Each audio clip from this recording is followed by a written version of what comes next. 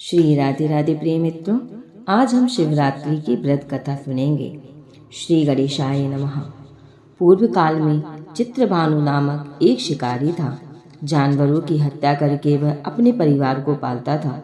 वह एक साहूकार का कर्जदार था, लेकिन उसका ऋण समय पर चुका न सका। क्रोधित साहूकार ने शिकारी को शिव मठ में बंदी बना लिया। संयोग से उस दिन शिवरात्रि थी। शिकारी ध्यानमग्न होकर शिव संबंधी धार्मिक बातें सुनता रहा। चतुर्दशी को उसने शिवरात्रि व्रत की कथा भी सुनी। शाम होते ही साहूकार ने उसे अपने पास बुलाया और ऋण चुकाने के विषय में बात की। शिकारी अगले दिन सारा ऋण लौटा देने का वचन देकर बंधन से छूट गया। अपनी दिनचर्या की भांति वह जंगल में शिकार के लिए निकला, लेकिन दिन भर बंदी गृह में रहने के कारण भूख प्यास से व्याकुल था।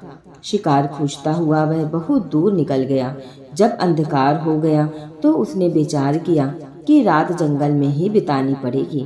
वह वन एक तालाब के किनारे एक बेल के पेड़ पर चढ़कर रात बिताने का इंतजार करने लगा। बिल्व वृक्ष के नीचे शिवलिंग था, जो बिल्व पत्रों से ढका हुआ था। शिकारी को उसका पता न चला।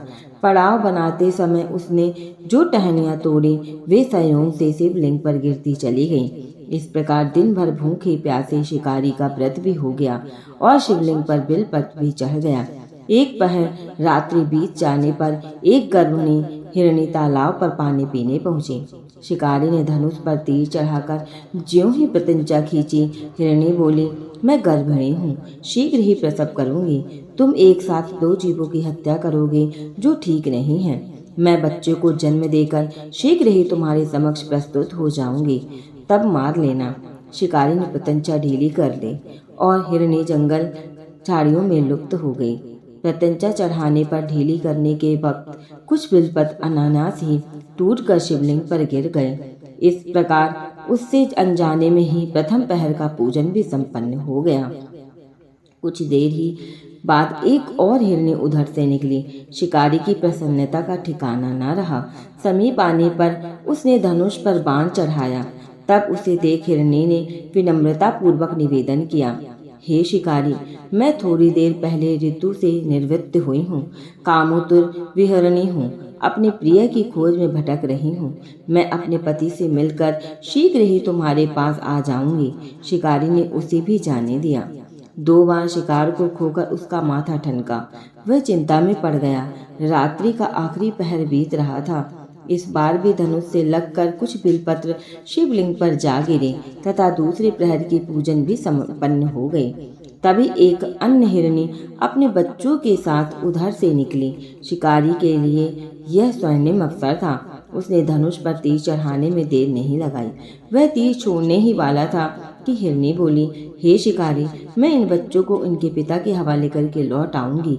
इस समय मुझे मत मारो। शिकारी हंसा और बोला, सामने आए शिकार को छोड़ दूं? मैं ऐसा मूर्ख नहीं। इससे पहले मैं 2 बार अपना शिकार खो चुका हूँ।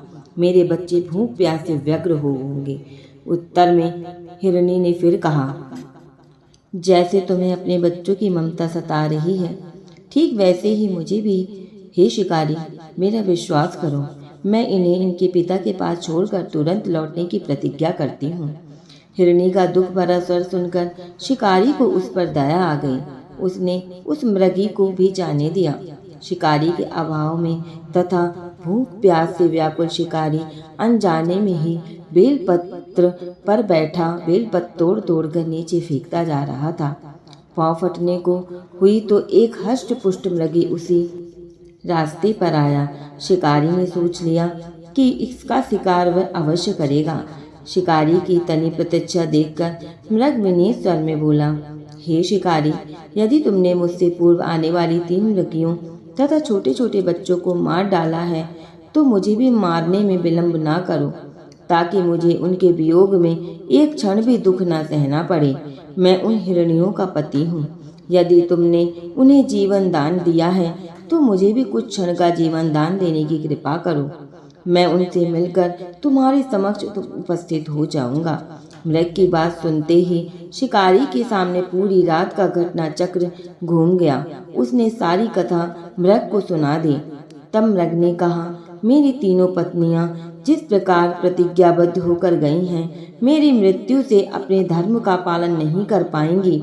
अतः जैसे तुमने उन्हें विश्वास पात्र मानकर छोड़ा है, वैसे भी मुझे भी जाने दो। मैं उन सब के साथ तुम्हारे सामने शीघ्र ही उपस्थित होता हूँ। शिकारी ने उसे भी जाने दिया। इस प्रकार प्रातः हो आई। उपवास, रात्रि जागरण तथा शिवलिंग पर बेलपत्र चढ़ने से अनजाने में ही वह शिवरात्रि की पूजा पूर्ण हो गई। पर अनजाने में ही की गई पूजन का परिणाम उसे तत्काल मिला। शिकारी का हिंसक हृदय निर्मल हो गया, उसमें भगवत शक्ति का वास हो गया। थोड़ी ही देर बाद वह मृग सब परिवार शिकारी के समक्ष उपस्थित हो गया ताकि वह उनका शिकार कर सके। किंतु जंगली पशुओं की ऐसी सत्यता, सात्विकता एवं सामूहिक प्रेम भावना देखकर शिकारी को बड़ी ग्लानि हुई। उसने मृग परिवार को जीवन दान दे दिया। अनजाने में ही शिवरात्रि के व्रत का पालन करने पर भी शिकारी को मोक्ष की प्राप्ति हुई। जब मृत्यु काल में यमदूत उसकी जीभ को ले जाने आए तो शिवगणों ने उन्हें वापस भेज दिया तथा शिकारी को शिवलोक ले गए। शिव जी की कृपा से ही अपने इस जन्म में राजा चित्रभानु अपने पिछले जन्म को याद रख पाए तथा महाशिवरात्रि के महत्व को जानकर उसका अगले जन्म में भी पालन कर पाए। शिव कथा का यह संदेश है, शिकारी की कथनानुसार महादेव को अनजाने में ही किए गए व्रत का भी फल देते हैं, पर वास्तव में महादेव शिकारी की दया भाव से प्रसन्न हुए। अपने सब परिवार की कष्ट का ध्यान होते हुए भी शिकारी ने मृग परिवार को जाने दिया।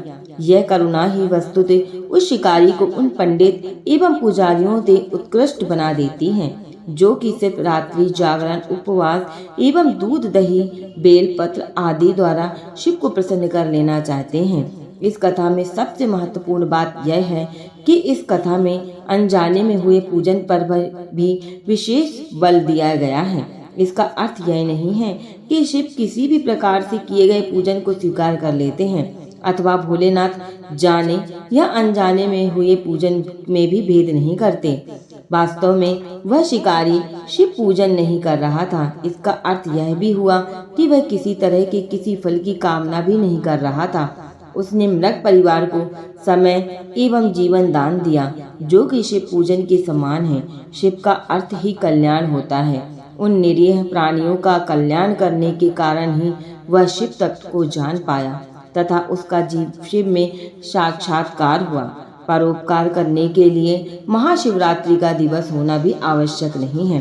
पुराण में 4 प्रकार के शिवरात्रि पूजन का वर्णन है। मासिक शिवरात्रि, प्रथम आदि शिवरात्रि तथा महाशिवरात्रि पुराण वर्णित अंतिम शिवरात्रि है। नित्य शिवरात्रि वस्तुतः प्रत्येक रात्रि ही शिवरात्रि है। अगर हम उन परम कल्याणकारी आशुतोष भगवान स्वयं को लीन कर दें तथा कल्याण मार्ग का अनुसरण करें, वही शिवरात्रि का सच्चा व्रत है।